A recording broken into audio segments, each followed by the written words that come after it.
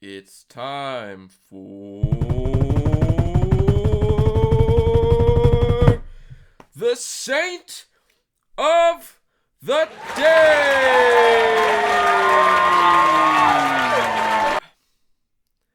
Saint George. Today is the Feast of Saint George. It's one of Avalon's favorite saints. We usually celebrate this feast day with a big feast. Why do you think it's called a feast day?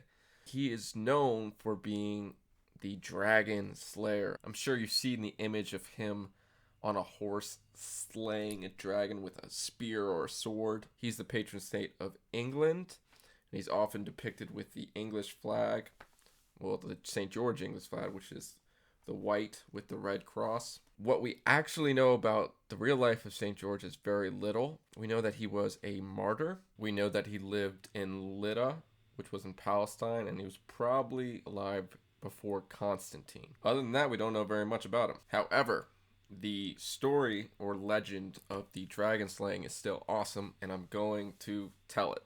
The story goes that there was a dragon in a particular town that was ravaging the area, and it formed this marsh, and that's where the dragon lived. And the king in the town, to appease this dragon, would feed the dragon 2 sheep every day, but eventually they ran out of sheep, so they decided a human sacrifice was what they had to do. So they cast lots, and the king's daughter was the unlucky person. You know, the king tried to find ways out of it in order that his daughter not be the one that would be sacrificed to the dragon, but the town insisted that that was the rules that they had agreed to and that they had to abide by them. And so because this woman was going to her death, they dressed her up in a nice white dress, and St. George happened to be trotting on by. After he understood the situation, he waited for this dragon to come eat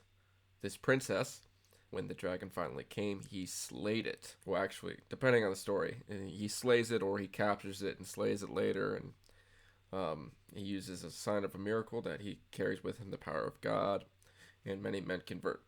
There are a lot of different tellings of the story. However, I do think that despite the fact that this isn't a factual story, you might say, it's not that this necessarily actually happened, but I do think there's a lot of truth to it, in that as Christians, we are meant to slay dragons and evils that normally would be impossible for us to slay, become possible with faith and God working through us to slay the dragons of the world, whatever they may be. And that's why we love this saint so much, Saint George, and we love this idea of slaying dragons, because there are evils beyond us in terms of human power, but with the power of God, we can be slayers of dragons. So, Saint George, pray for us.